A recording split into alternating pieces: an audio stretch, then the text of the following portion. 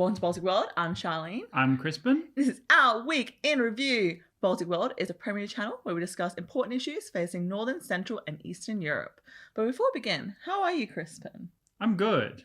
So we're doing this recording on a weekday. On a weekday, yes, after work, and we went out for dinner so we could have something to eat before we filmed. And I realised that if one of the things about being in Australia, the great culture shock that occurs for people who come from Europe is how much Asian food is in Australian diets.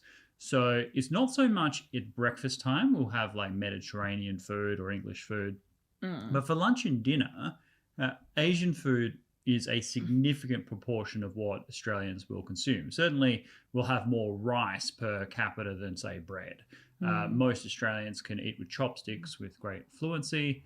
And the typical Asian style of eating, such as sharing foods, ordering multiple plates, is very much part of the Australian landscape. Although tonight, Charlene hogged all the food and hers came out first. But that was... I was so hungry. You know that point, you're hungry? Yeah.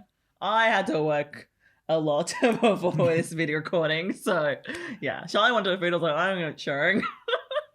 Yeah, so when you do come to Australia, just be mindful that the probability is you'll end up at a variety of Asian restaurants. So, Chinese, Vietnamese, Indian food, Thai. Yeah. So that's very common. And then, of course, there's everything else as well. But yeah. And it's actually pretty authentic as well, the Asian food here. I mean, not the same. I'm very picky. But, it's very authentic. In comparison to other places I've been to. Very nice. Yeah. You make it sound like a total hog. I didn't. I offered my plate and you were like, no, you can have it because you knew I was hungry. So, yeah. But overall, your week was good? Yeah, I think so. October is now well and truly over. And that was a month of great debauchery because so many birthdays, including my own, in that month. Many drinking holidays. Also bought myself a new toy. Yes. So I have a drone, which we took out for the first time the other day. So much fun. I'm going away camping with friends soon on the weekend. Yeah. So I'll be basically just hogging that the whole time. And hopefully when we get back to the Baltic, we'll be able to get some good drone footage. It's a decent quality drone, so we can, do outdoor sort of panorama. Charlene also bought a new toy. It hasn't arrived yet, I don't think. Yeah, it was a gimbal. So those things to help with vlogging. I looked at a bunch of videos and reviews, and that seems to be the best one for our budget. So yeah, it's exciting to see an experiment not being in this space all the time. Yeah, so we've got all the new toys, and then we've also got a backup lavalier mic right here in case these mics pater out. One of my mics blew up, which is a bit of a pain. But otherwise, the channel is continuing to grow strongly. We continue to invest in it. And thank you. We've really enjoyed it. In fact, the funny thing about the last video, and I'm sure we'll talk about it at length, is that if you just type Poland in the search bar, I think we come up either first or near the top. So Baltic World is starting to get, I guess, credibility with the algorithm. Yeah, and it's only really thanks to you guys for your support and continuing us to be engaged. You see a lot of big channels and their community is not the same as ours. Our community is so well engaged. That's true. That's very much so. So, for example, the ratio of likes to views is always extremely high.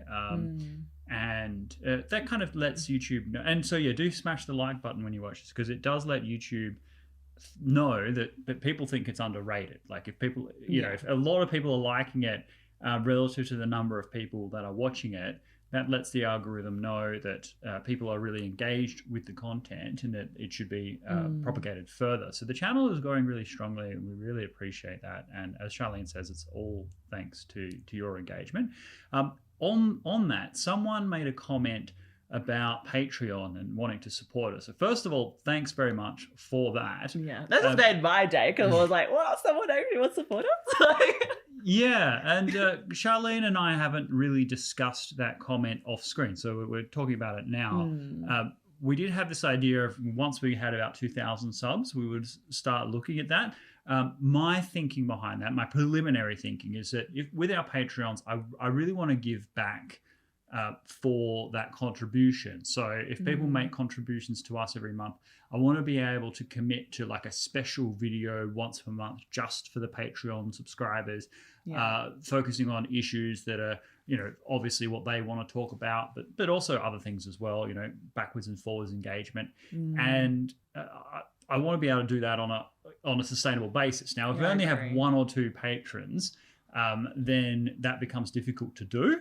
But if we had 20, 30 or some sort of critical mass, then it becomes possible. With a view that eventually, if we had enough patrons, then of course we would just make videos constantly, and that make sure everyone had daily new content every day, and also get new people on board as well. There are so many other things that we would like to do, but just constrained by time. We have our day jobs, and extra staff, extra researchers, extra tech support. I mean, so much of our time is invested in just like if something dies as we're filming, as invariably it happens, like or you just knock something over, or whatever, or or you export the wrong file. we both absolutely. There have been many times where we've both ruined it, and to have someone who's watching it in real time. So because we can't watch the tech as we are filming, right? So these things are really useful, but we need to have a certain number of patrons before we can justify that investment. Yeah, exactly. And like we want to make it meaningful. Yeah, like I don't want to like ask people to support us and contribute if we can't meet that expectation of giving back, because we do care about our community so much. Like we've invested so much in it. I don't want to just simply Yes. So we've hit a groove where, we spend a lot of time on the channel, but it is sustainable. We're not burning out. There'll be, the occasional thing that comes up. But I think once we take that extra step where people are contributing money directly to our channel, then we need to be able to provide a product that justifies that investment. And so hopefully when we have nailed out exactly what that'll look like, we'll be able to come back to the audience and present that as as an offering, as a product offering. Say, look, if you pay, if you support our channel, this is what we can give you in return. And in order to do that, we need a certain number of subscribers, because we need a certain percentage of our subscribers to be patrons in order to be able to sustain that commitment, if that makes sense. Yeah. Man, I wish I could just multiply us, hey? Run this 24/7. Yeah, but let's be clear about the vision. I mean, the channel is growing extremely strongly, faster than we expected when we rebranded it Baltic World. My gosh, yes. And there is every possibility that we will be able to do this channel on a daily basis with proper infrastructure and support and a better studio. All of these things, constant flow of communication coming in and out, and really promoting the Baltic and supporting our audience. So that's the vision, and we're on track to achieve that. I think we're exceeding all of our goals at the moment. But thank you. It really did make our day to get that comment. Look, it's great that you want to support us, and we would love your support. We just want to make sure that we can give back fully. No, well said. Well said. So this week, spoke about Poland. Gone back that, and they're increasing their military expenditure. So. Am I right? That's right, yeah. I'm just like nervously. Okay. Yeah. So this week, talk about Poland, and they're increasing their military expenditure. Is that because of the tension between Poland and Russia at the moment? Well, in the video, I point to several things. So if you haven't seen it, go check it out. But you're right. There are multiple factors. One factor is, of course, Russia and Belarus. Yeah. The perennial challenge. I mean, of course, Poland has a special experience with that. They've always struggled to maintain their independence. Famously, it was the pact that divided up Poland between the Nazi Germany and the Soviet Union, which kicked off the Second World War. They were the first victims of that conflict, and also suffered immensely as a result of the Holocaust and other aspects. Another thing that we'll be talking about. And therefore, they're much more conscious of the territorial threat than perhaps you would be if you're in Spain or Portugal or someplace like that. A normie question here. Mm-hmm. When countries say they're going to increase their military spend, what does that really mean? Well, that's another interesting question, actually. So with financial investment, in the military, it's calculated as a percentage of GDP. So when you have government spending, you spend any dollar that you spend on guns, you can't spend on butter, right? You have to, once a dollar is spent, it's spent. Yeah.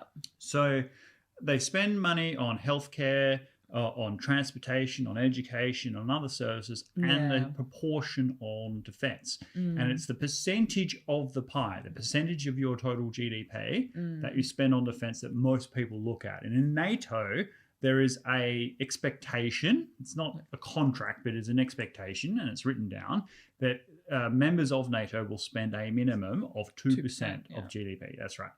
Now, there isn't any clarity about how that is allocated. So, for example, Greece, which does meet the 2% threshold, there is criticism that most of that money just goes into personnel costs. It's not clear that it's going into capability, ordnance, other logistics, other investments, expansion, and so on. So, just because you've got that dollar figure or euro figure in this case, doesn't mean that it translates directly to military capability. But it is obviously a clear measure of one's commitment to military spending, because it is an order of priority. If you're spending more as a percentage of GDP on your defense than you are on your tourism industry, then you are obviously prioritizing defense. That's one thing. But then you have to, and this is where the role of the strategist comes in. The strategist looks at the geostrategic landscape, prioritizes the range of contingencies and threats, and makes military investments that are resilient against those range of futures. So if you think that Russia is your perennial military threat, then you obviously need to buy equipment and train soldiers and things for the contingencies that are likely to arise against Russia. A simple example would be, Canada has military icebreakers, Australia does not. And why is that? Because Canada has ice and we don't. We have geography, we have our range of strategic interests, we have our peripheral region, we have the uses by which we deploy our military forces, so by directly defending Australia or in cooperation more commonly with allies in other parts of the world. Every country has to make these calculations. And those countries that are nationally very secure are less likely to invest, not entirely off the cards, but are less likely to invest significantly in defense. So, for example, it is a surprise that Canada spends as much money on its defense as it actually does. Because if you think about Canada, what military threats does it face? It has the United States to its south and literally to its west, because Alaska is part of the United States. So it's surrounded by the United States effectively, and it's got ocean on either side.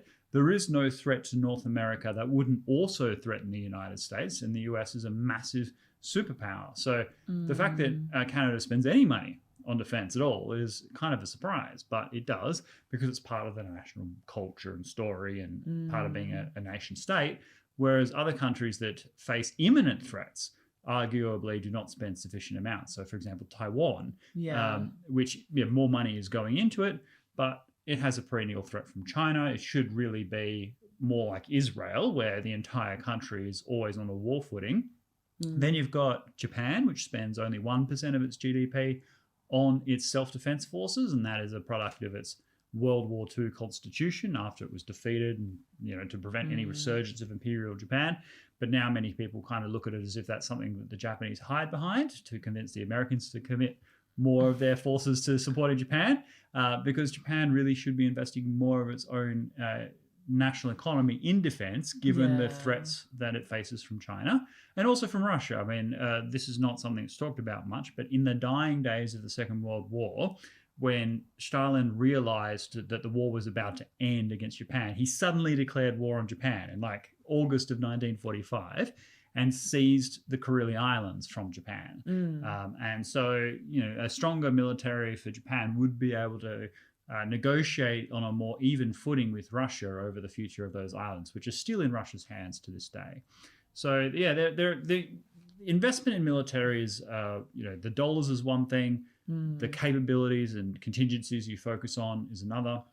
One of the great challenges that, and I know I'm going on with this, one of the great challenges that the United States has is that it has military contingencies to think about all over the world. It has commitments in Europe and in the Middle East, and it has to focus on Asia, whereas China has a laser-like focus on Taiwan. So all its military investment is allocated to that contingency, whereas the United States has to project power over 10,000 kilometers of Pacific Ocean.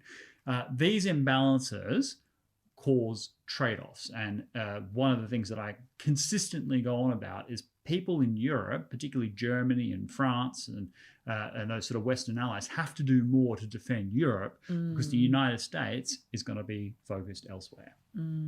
Yeah. Does more military spend necessarily mean the country is safer? Or does it encourage conflict? That's an interesting question. It depends, of course.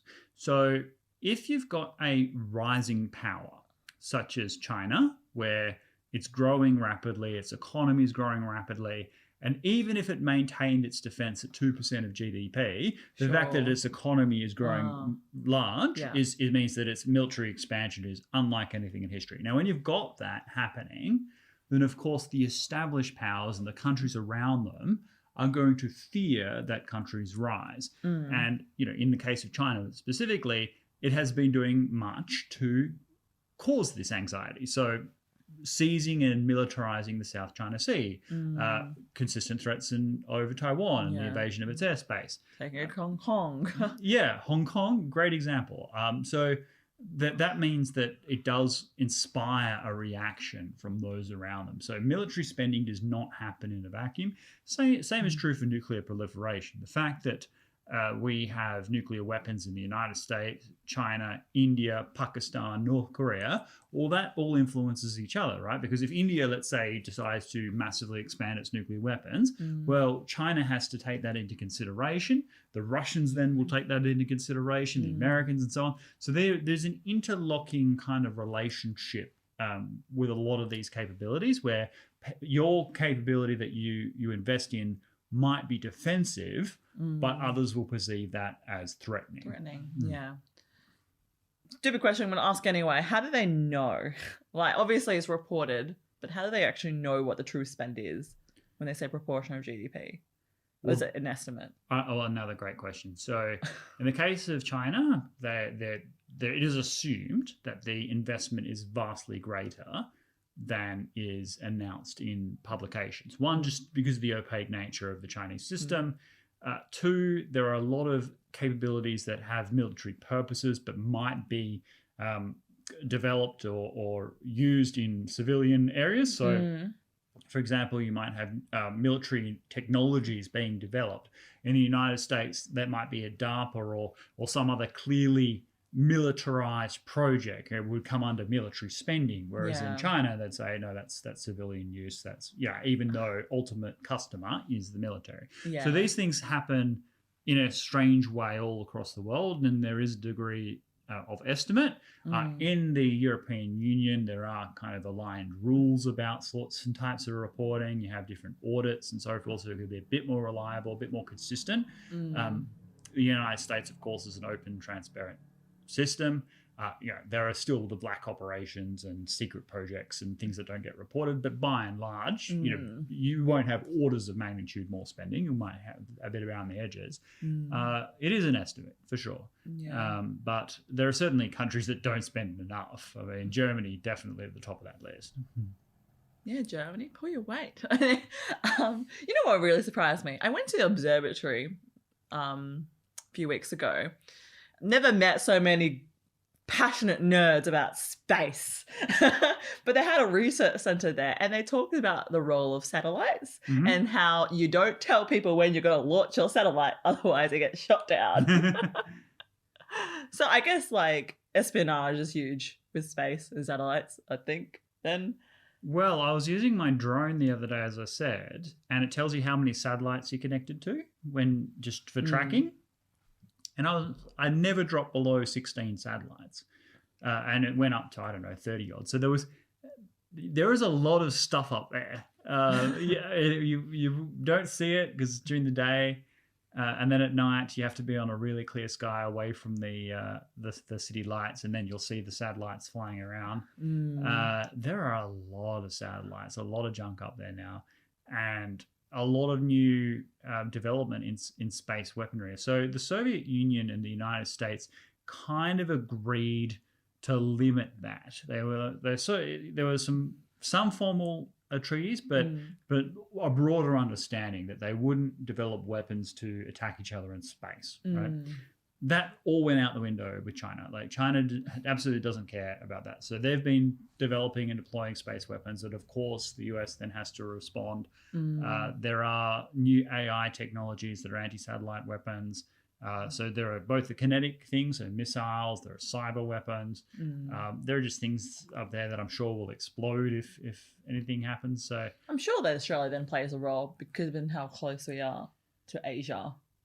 Well, more than that, it's our real estate. So if you think about the way satellites communicate, they don't communicate from the United States to Australia. They communicate in geometric shapes across line of sight. In order to do that, you need to have a perimeter of satellites all networked and communicating with one another. So Australia is a critical piece of infrastructure for the United States to be able to launch and monitor satellites, its military satellites that happen to be flying overhead.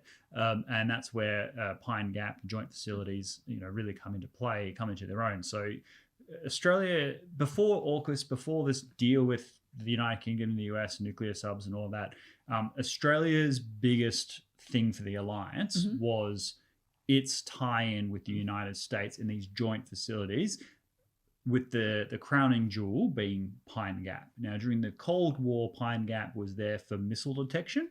So if there was a massive nuclear exchange, Pine Gap was an instrumental facility for letting the United States know that there were missiles on the way and tracking them. Now it's used for a whole broader range. I mean, most of it's secret, but we can infer, a lot of it would be intercepting transmissions. A lot of it would be controlling drones. And all other forms of military satellite communication. So, Australia, just by its geographic position on the far side of the world from the United States, makes it a critical piece of real estate. Yeah, sure. Circling back to Poland is, one reason is, threat of Russia, but another reason is the role of the EU. Can you explain a bit more? Yeah, no, that's a good point. And I kind of talked about it at the end of the video. And if people didn't get that far, they might not have covered it. Basically, Poland is super pro-EU in terms of its population. Like 86% of the population currently supports the European Union. But people can really mistake that, and I think the EU does. They see that as Poles supporting the pan-European ideal. They think that the EU is doing all this wonderful stuff for Poland, building infrastructure, creating employment opportunities and so forth. That's not the real reason why Poles support it. As I said before, Poland is super focused on its national sovereignty and its territorial integrity. And it sees the European Union as the mechanism, the vehicle by which it can guarantee its security, because if it's surrounded by members of the European Union, they're all agreeing by the same rules. Like TAC 1, that rule. Yeah, well, it reduces the probability they're going to get invaded, right? Sure. It's not like Germany's going to invade them a second time when they're both part of the European Union, okay? But there is still significant cultural difference between Poland and much of the Western EU allies. So, for example, on the LGBT issues, Poland is socially conservative. It has a Catholic tradition. It doesn't, support sort of trans ideologies and things like that. It's not as welcome as it is in, say, the United Kingdom or elsewhere. Of course, the United Kingdom isn't part of the EU anyway, but that's another story. And Immigration, really good point. I don't even think I mentioned it in the video, but yes, there is a wildly different set of policies between, say, Angela Merkel of 2014 and Poland of 2021. They are deeply resistant to things that would change the complexion of their social cohesion. And they want to control the amount of immigration that comes into the European Union, particularly since Poles are often low-wage workers in other parts of the EU. They don't want to compete with people that are outside of the EU, right? So it has a disproportionate effect on people in Poland.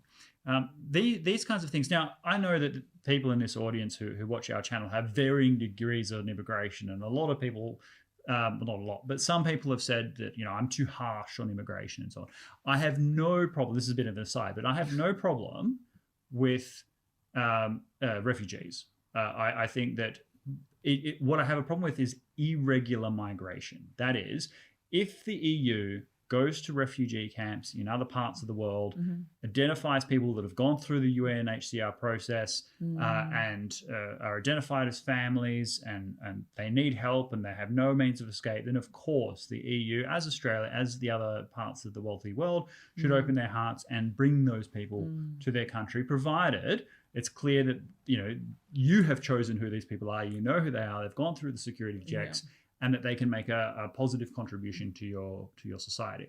What I'm against is people self-selecting, going across 10 different countries, who are 85% young men of military age entering the country, and we're seeing the result in the EU, and including massive range of attacks that have happened in France, Germany, Poland, the United Kingdom. I mean, this is not border control, right? So that's my view. But anyway, Poland, they have a different cultural identity to the European Union. They have a different cultural experience. They understand what it means to be under the thumb of Soviet occupation, as do the Baltic countries. And that means that if they can secure their national sovereignty through other means, in this case, expanding their military so they feel safe, then the government of Poland will be much more comfortable with resisting EU demands. So, for example, this latest dispute over courts and judiciary, which I won't go into here, but I went through in the video, the reason why Poles support the EU isn't because they love the EU. It's not because they want the pan-European superstate or that they have a shared European identity. It's purely because they see it as a national tool. If there are other means and they have conflict with the EU, well, then they'll become more independent. And eventually you'll end up with the same situation as what you had with the United Kingdom. Oh, it's almost like a convenience that the EU is there. Yeah. So we have a comment here from one of our subscribers. I'm so sorry. I'm going to rip your name. I'm going to put it here so people understand what I'm talking about. So Vitus says, what would you say to that Commonwealth as a prototype to the current EU? Ah, yes, I remember it. Yeah, so this is the Polish-Lithuania Commonwealth. Yes. And obviously doing, video on the history of Lithuania series. Go check it out if you haven't already. But I hadn't even considered it at all. Polish-Lithuania Commonwealth was one of the most successful political unions in world history. It lasted, 250 years, 400 years if you include the monarchical union from before when the Polish-Lithuania Commonwealth was formed. And yes, both like Poland and Lithuania retained different legal codes, had different customs houses, treasuries, militaries, and different oaths for their monarchs. That's true. I think the EU is too, and my first instinct is that the EU is not that kind of union, okay? Because if we think about the United Kingdom, which is probably the closest comparator to the Polish-Lithuania Commonwealth, they have one monarch. You have England, Scotland, Wales, and for much of the time, Ireland. Of course, now we have the Republic of Ireland and just Northern Ireland being part of the United Kingdom. That is a much more formal union with federation and with regional laws under sort of a Westminster purview. The EU has some elements of that in the sense that the European Parliament is a kind of supranational superstructure governing body that impacts the entire of the European Union. You have a court which can make rulings for all the member states, and many laws are made in Brussels that are binding on all of the members. So there are elements, but I don't think there is the will.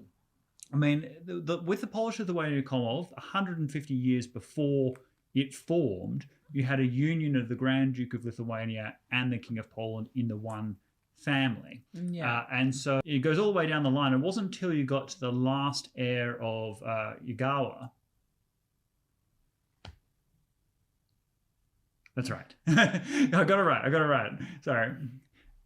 You go all the way down the line, and it's not till you get to the last heir of Yagawa who's like, okay, well, my dynasty is about to end. Yeah. In order to preserve all of these customs that have built up organically over time, we need to do constitutional reform in order to bring everybody together. Whereas the EU as an idea was purely about cooperation. And security. Okay? And security. They had the absolute destruction of the Second World War. A lot of people saying, never again. What we're going to do is put aside any kind of nationalistic disputes. We're going to understand that we have more in common than we have differences, and we're going to trade. And for a lot of the members, that was as far as it was intended to go. Particularly given it was often tied up in the Cold War. You had the Western European countries working together as kind of democracies, as a pro-freedom West, and building new economic institutions as resisting the advance of Soviet occupation in Eastern Europe. Once the Soviet Union was gone and the EU spread to the Eastern European countries, several things happened. One, the security thing that was binding everyone together fell apart. The Western European countries are much more about security promotion, terrorism, that sort of stuff. The Eastern European countries still concerned much about Russia. And then culturally, they're very different. There wasn't that much difference culturally, despite what people in both countries would say, is, between France and England. They have significant overlap between them going back many, many hundreds of years. Whereas the difference between the Spanish and the people of the Czech Republic is quite stark. They're all Europeans and they have some similarities, but they don't necessarily have the same focus of values. What was happening is you had the EU, which was already a kind of a Germanic Franco empire, because you had these two large European states sort of working together, and others kind of joined into that. And they still maintained their identity. It's not like they lost that. Like, I feel like with the Polish-Lithuanian Commonwealth, there was shared the meaning of identity, given it was one family. Right? Yes, and you had, yes, exactly. You had this sort of happening naturally, whereas the EU, its purported ideals of like everyone working together for peace and security and harmony has differed from how some people envisage it now, right? Some people see it as a super state, that you'll have the United States of Europe, effectively. That it should all be kind of like national borders should be abolished. Everyone should kind of accede to a pan-European governance structure.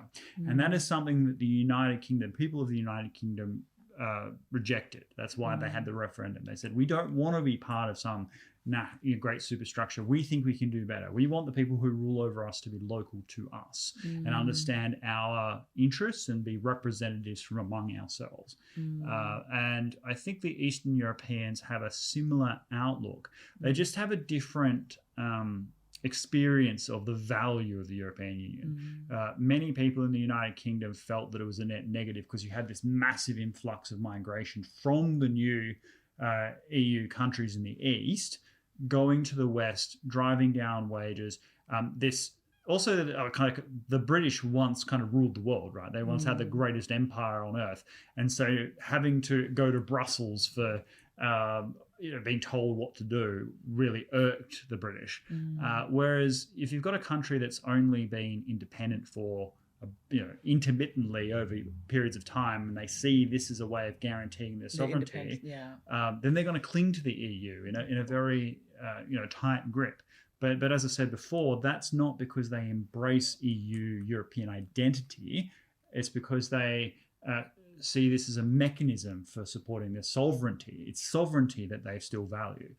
So they haven't put the idea of the EU above their nation state. People in Poland typically, obviously there are exceptions, people who are more cosmopolitan, but the majority of the Poles are Polish first. Majority of Lithuanians are Lithuanian. Yeah, of course, and they want to maintain their language and their culture. Like if there's only I mean, Poland's a bit of an exception. There's lots of people in Poland, but a smaller country in the Baltic, it's a small population.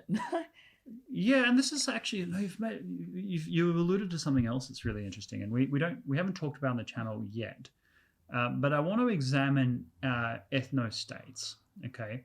Because explain that to me. Yeah, all right. So and if we think about the nation state, the conservative philosopher Roger Scruton said that the nation state is the broadest category in which people use the term we, right, as in the collective. We say we Australians, we Poles.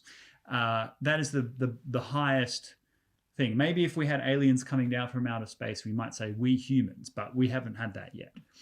So it's the highest term in which we identify as a collective group. Yeah. Now we do that for different reasons. The United States, Australia are two very successful cases of immigrant societies, okay, which we don't say we are European or we are of a particular racial group or we are of a particular religion, right? It's we like Americans and Australians talk more in terms of values and culture, and the same is kind of true for Britain, which is kind of, I find British to be a more interesting case because you've got the people of Britain who are indigenous British, right? These sort of like Anglo-Saxon Jutes and the like.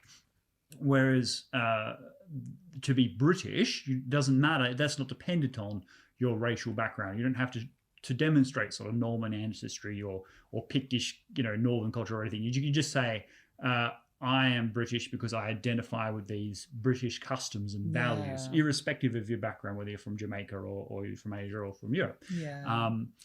Whereas that's not true for all states. You can't be Han Chinese, okay? No matter what you do, you might, it's very hard to get Chinese citizenship as a foreigner anyway, right? But let's say something happened and you did. You wouldn't be treated as a foreigner. And we kind of alluded to this once before when we had the one guy identifying as Korean, which we can't go back to because it got demonetized. Yeah, we got punished for that. But it was an interesting case where if you're a European living in Asia, it's unlikely you'll be perceived as one of them. Yeah, right? You wouldn't be called Asian if you're a European in Asia. Yes, whereas Charlene calls herself a particular slur.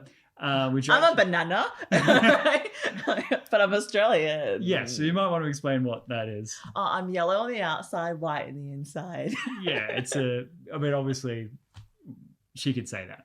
But YouTube algorithm, that was her, not me. But that's the point, right? She's obviously an Asian background. People have asked on the channel, what her heritage is. I guess I could blend it with Han Chinese. Yeah, but I mean, you definitely sound Australian. You have Australian values. Like, as soon as you speak, like everyone knows that you're an Aussie. So it's not that those are the things. Whereas there are countries where that's not the case. Now, my theory, and maybe people have researched it, but I haven't seen it yet. My theory is that if you are small, there is nothing wrong with being an ethno-state. So, for example, Israel is an ethno-state, the Jewish state. It calls itself the Jewish state. They have other groups there. I think, a quarter of the population of citizens are Arabic. There are some Somali Jews that live in Israel and so on. But it's a Jewish state. And so it's kind of got an Ashkenazi, Sephardi kind of identity, right? Sure. Whereas Lithuania, Estonia, Latvia, they have like an ethno-states as well, to a degree, because they've got a language and culture they're seeking to preserve. And because they're a small group of people, preserving that is not only acceptable, but considered a duty and a responsibility. And that people of Finland preserving like the Finnish culture and the Scandinavian traditions and so forth. So when you're a small population, you're unique and there is like a reason to preserve it. But when you're a large population, China, but also Germany in the 1930s, for which had a certain group of people were considered German and everybody else not, then it's highly dangerous, because once you're powerful, then you can translate your exceptionalism, like what's unique about us, to what makes us better than other people. Okay, and that is highly destructive. So there's nothing wrong with ethno-states that are small, but once you get to a certain size, you really want to be multi-ethnic, multicultural. Well, not multicultural, actually. I think you don't want to lose your indigenous culture, right? Well, that's right. I think the British is a good example. You don't want. I rephrase that. You don't necessarily want multiculturalism, but you do want multi-racialism, multi-ethnicity. Yeah. Yeah. Yeah. There is a difference. Okay. Interesting. All right. Let's move on. Switching topics. I've been looking at older videos that we've done in the past by Historical Dangerous Policy. Wow, so far away. But you did a video a while back talking about the new age of dating and the differences of how, I guess, the apps have influenced the way men and women meet. I see what you're talking about. Yeah. So I looked at the comments and it's actually picking up still. People are still watching it. And I have this comment from Federal Agent. From Federal Agent? Yes. Federal Agent or? I don't know, but it's just the name. My God. I would have claimed it. All right, so it's a YouTube name, Federal Agent. It probably is a federal agent. Okay, what's the comment? So it says. Oh, by the way, are we going to get kicked off YouTube with this comment? Is this maybe? If I say it, would it be that bad? Okay, so the video she's referring to, if I've got it correctly, is about, you'll be able to infer the word about heterosexual men who are finding difficulty getting relationship partners. Is that the one? Yes. Okay, so there's certain words that the algorithm kind of picks up. That video is the only one we still have up, I think, that was completely demonetized. Like it just wouldn't allow, it wouldn't promote it. So the fact that people are still watching it is really interesting, because the algorithm has no incentive to promote it. Right? Because it's not getting advertising revenue. So, which makes it really interesting, because people are then seeking it out. You'd think, right? Yeah, and that, I mean, it's been a while since I've seen it, but it is. I thought it was a good video. I left it up at the time because I thought, well, first of all, people were interested in it, but secondly, I think it provided a lot of really good advice. It's not some kind of zealous activist video. It's more analyzing the phenomenon, if that's right. But what's the comment? What do the feds want? Federal Agent, they say it's mostly because women's standards are just way too high. This is definitely a Fed. There are totally average women that refuse to settle for anything less than a guy that's in the top 10% of looks. It's getting really bad out there. Definitely Fed. Well, at least they're announcing themselves. Look. Is it really? Or did they just have to be I'm joking, okay? No, you're not. You shouldn't be joking. That's exactly what I would have said. Let's say, okay, if women... What's an average looking woman as well? Anyway. Well, we'll get to that. It's really coming out now. We'll get to that. But getting to the point, it says women's standards are becoming way too high. There is a macro mathematical calculus. You could be sympathetic with this in the sense that with the apps, like I mentioned in the video, people have access to a much wider pool, right? So let's say you're a woman, and women have to be more selective than men, like biologically. Like if you could get pregnant every time that you had sex as a guy, I promise you'd be more careful about who you slept with, right? 100% guaranteed, okay? Yeah. So you shouldn't blame women for this. This is an essential biological necessity, right? And so women, let's say they go, they only want the top 10% of men, let's say. Well, if you're in a small village and you don't have the internet and you have no means of communication, then let's say there's 100 men in the village, then that woman is interested in 10 men from that village, okay?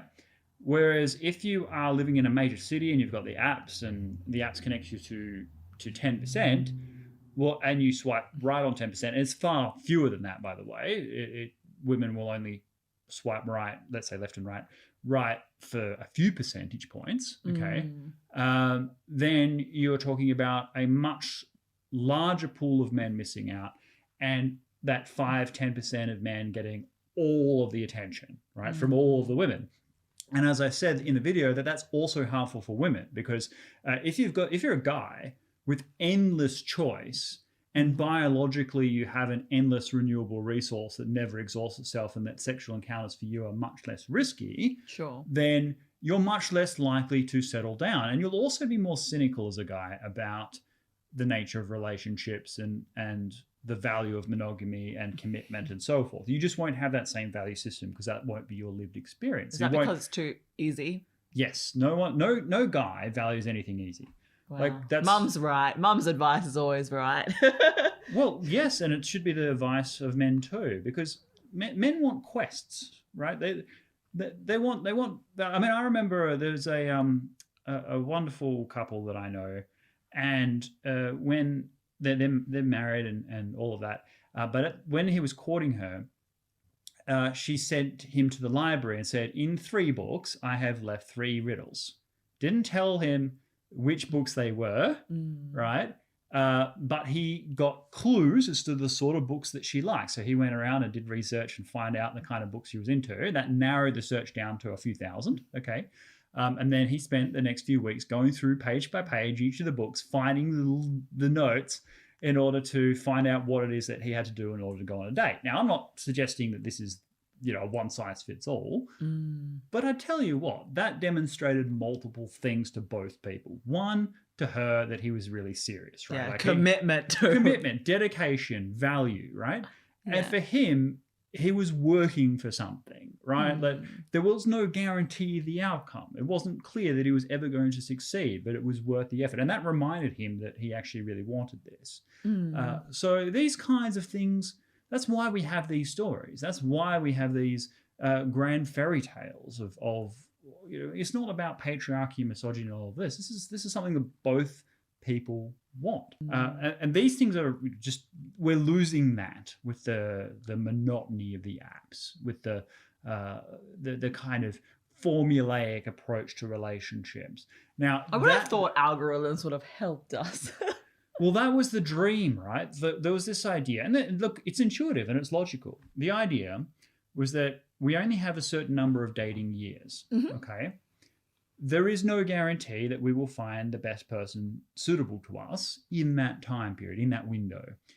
So why waste time where, getting heavily invested in an individual when you eventually realize it's not going to work out? If you can use apps, algorithms, that sort of stuff to narrow down interests and whittle down values and make sure you're all aligned on the box ticking exercises, then all that's left is the chemistry. Okay. Sure. So it's supposed to make dating more efficient, make you find the person that you are most compatible with more easily. And it just had the opposite effect, because one of the things we didn't realize was how important the courtship exercise itself is to that bond. Like I said, with that married couple, that process was part of building something of worth, right? Yeah. And so, the apps don't allow for that. In fact, it is actively sabotaged. That said, like I said before, if you got pregnant as a guy, you'd be much more careful about this stuff. And if women are being more selective, that's probably good, right? On a personal level for them, on an individual level, okay? You don't necessarily want women who are that accessible, okay, for themselves or for their partners, okay? It needs to be difficult, okay? If you are struggling to find a partner, I totally sympathize because of these macro trends, which is what I talked about in the video. But as an individual, my advice to you as a person is the same as it was in the video. It's not that women, their standards are getting too high. What you need to do is work out what it is about you that is making them overlook you. And I guarantee, as a guy, there are always things you can improve. Okay, if you weren't, no man is perfect, and there are few reasons that are more enticing, worthwhile, motivating than to improve to be more attractive. Okay, so if you think about those things about yourself that are unattractive, perhaps you've let yourself go weight-wise, you're not ambitious enough, you're not committed to like future prosperity, or you're not able to present yourself emotionally. Like there are the whole lot of things that you could do. You're not skilled in a particular thing. You should devote yourself. Notice these things. How do they notice these things? Well, we are the girl. I mean. Oh wow. Okay. It's just like no, but I mean, it kind of goes both ways, right? Like I have female friends that struggle to find partners, and they're my age, and we're in 20s. Apparently, that's the prime time, but we still struggle. Okay. What's the struggle? Well, the thing is, right? There's advice out there, and I came across a YouTuber. I can't remember, but about how, women like just take guys for granted and go for chads or whatever. Not necessarily, mate, because, we're emotionally immature too. Like in our early 20s, we don't know what's right or wrong half the time. So, it's very natural for us to make mistakes. And I feel like I've been very fortunate that I've had good role models around me to parents that have really role modeled what a healthy relationship looks like. But I feel like in wider society, that's kind of disintegrated a bit. Of course it has. Yeah, that's a good point. Yeah, and then where, young women are like, oh, so I can have the career and I can sleep as much as I want, and then a guy will still be there at the end of it. Yeah, that's fine. I'm going to do that. Whereas, but that's present day, which I think, sets women up for, disaster. Yes. When they hit a certain time frame. And then as well, like the dating apps are meant to be convenient, but they're really not in terms of like I find there's seasons, Crispin. You've never been on a dating app. I've been on a dating app. There's seasons where like there's good, the top 10%, I guess, and then sometimes there's just nothing. Like absolutely nothing. And I look beyond just looks, just like interests. Are you judging me? I can feel the judgment. No, I'm taking it in. No, look, at least you're saying you checked it. Well, yeah, go on, keep going. Yeah, so it's data. It is data.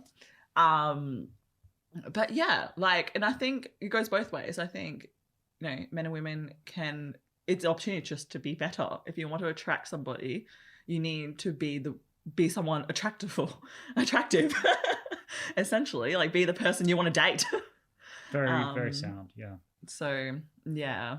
That's right. Well, I mean, I'll take your point on the role models. Like the proportion of the population who is single, never married, has dramatically increased over the past few decades to an absurd degree, actually, relative to what it was even in the 1970s. And that was one of the things that was the basis of the video that you're talking about. And yeah, this kind of you can have it all mentality that young women are taught in particular doesn't allow for the maths to work out. So let's say you are a young woman, well, you're still programmed both biologically and culturally to quote unquote marry up, find a guy who's more educated, earns more, is taller, has more life experience, and so on and so forth. But then you have the pressure of, okay, you finish high school, go to university, go get a high paid job, go be on the exec table, lean in. And two things happen then.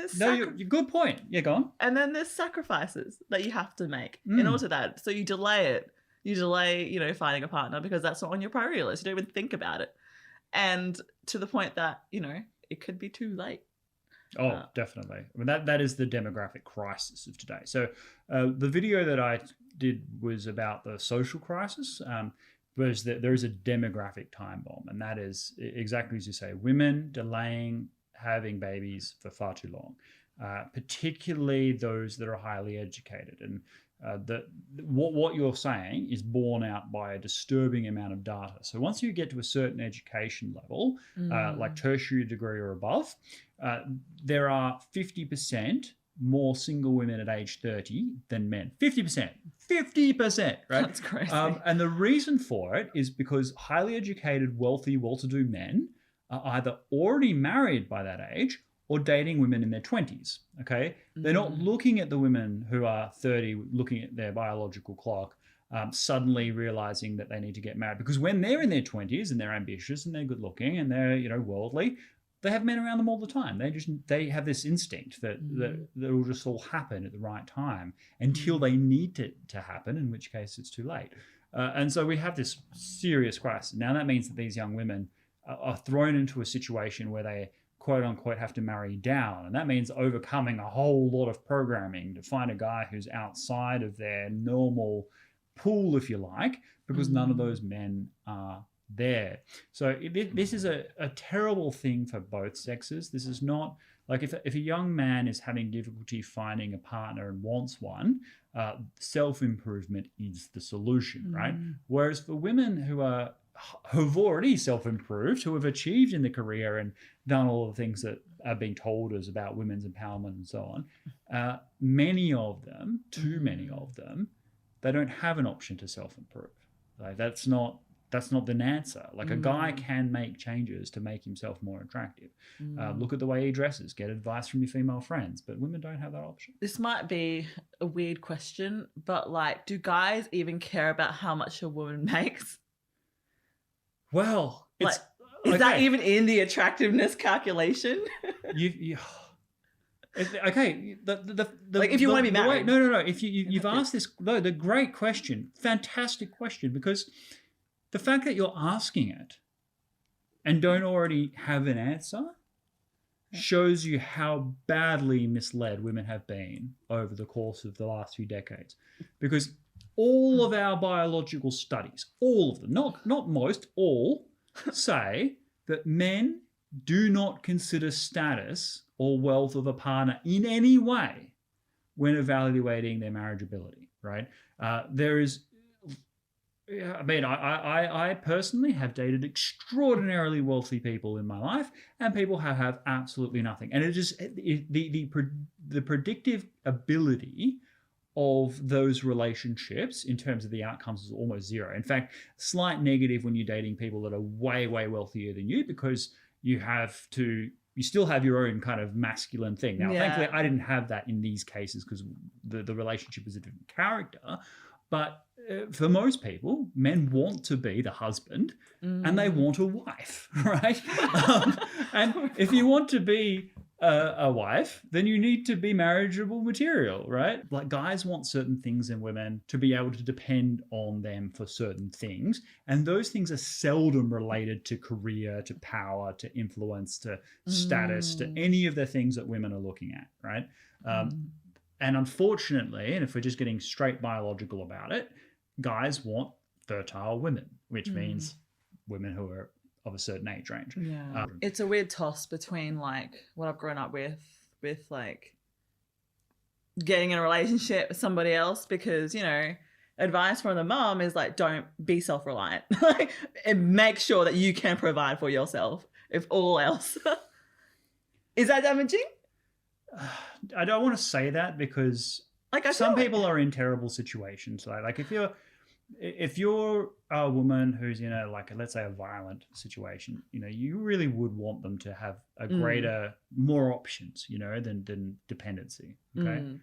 And so I don't want to give that kind of advice, but it is, relationships there is an interdependency. And the funny thing is, people who are the most kind of, I don't want to say feminist, but like most kind of women empowerment viewpoints, right? They're almost coming full circle back to the traditional worldview. I'll give you an example. The issue of abortion, right? Where you get these activists that say, well, how about, making sure that men, like, okay, if you don't want to have abortion, and these are activists, pro-abortion activists, right? They'll say, how about making sure that men pay child support from the moment of conception, and that they're forced to continue to be there, you know, when women like have children. And the guys are like, what, you mean like marriage? You've just invented marriage. Like, like there are cultural norms that are supposed to create sacrifices for men. Okay. Like a lot of these institutions, they're considered patriarchal, but who's making the sacrifices? Like if you've got a child, if you're a woman, that's it. You've got the child, right? Whereas a man can ultimately leave, right? That is within their power. And so what you want is a strong cultural norm that prevents that from happening, that makes men take upon the burdens of responsibility and tie that in with masculinity and make it part of, you know, being an adult man, right? That is you want those things built up. You want that narrative, and if you break that down, you do it at your own great cost. Now, I'm not saying they're not exceptions. There are, you know, women who have no paternal instincts, who don't want to have kids, and are loathed to face the pressure whenever they're, you know, out in public or whatever, being asked the question. So when are you having kids? Blah blah blah. Like I can imagine that being incredibly difficult, and then certainly women who have never had children, people who like get on in their careers, people do treat them a certain way. I mean, I remember... people, it's even in like different cultures how people call women the leftovers or something, some slur. The spinsters, the spinsters. The cougars, and so that is a difficulty. But I tell you what, as a man, it's not significantly less than that. Like I'm approaching an age where the most common topic that my family has is, when am I getting married and having children? Like that is the thing that's on the list. In fact, there's this when you getting married, Crispin? Anyway. Yeah, well, there's this woman, like this girl at the poker table who watches this channel. She asked me what my age was on the day that I had my birthday. Old. And I was kind of like, yeah. And I was just like, oh, it's okay. It's just a number, whatever. Like she like buttered me up with all these words. It's like, oh, look, you look so young. Doesn't really, whatever. And so eventually she guessed it. So I was like, okay, that's it. And she's like, when are you getting married? Like she didn't even exhale before she said that. It was like a massive change in gear, right? Wow, these social pauses are so effective. Yeah. So it's that's a social expectation. You want to be respectable at a certain point, right? Your adolescence has to end, and that pressure is on guys. But the wonderful thing is, guys have many other options. Like I don't have to get married. There is not, for anything that I'd want in life. Like if I wanted children, I've got a much longer window, and I could go about that in a myriad of different ways. Women don't have that option. And we also we've fetishized young women a bit. So because of I don't want to say the Me Too movement or anything like that. I don't think it's any one movement. I think it's been a successive shift. Yeah. But once upon a time, it was recognized how powerful a young, attractive woman is, right? A young, attractive woman can make men do things that they could never otherwise dream of doing, no matter how drunk they were or how many drugs they took, right? Like, young, attractive women can convince men to do anything, right? And I haven't discovered this power yet. It's because it's been trained out of you. You haven't used it in the way that historically, that everyone kind of understood, right? Everyone it was just known, and that's the power of attraction. And why? Because women have something men desire that they have the power to withhold, and that means that they have real power, and it's own. But that power wanes. Yeah, with age. With age. And so they need something to replace it. And if you don't have strong norms that transition people within social roles, then they become discarded. So, for example, in classic medieval times, you would have the maid, John of Arc, right? The young, attractive maiden then becomes the mother, the Virgin Mary, the maternal figure that men are supposed to subordinate themselves to, right? And then the wise crone, the wise matron, the wise, figure who is a custodian of family culture and tradition and story. Those things have been lost to us now, completely broken down.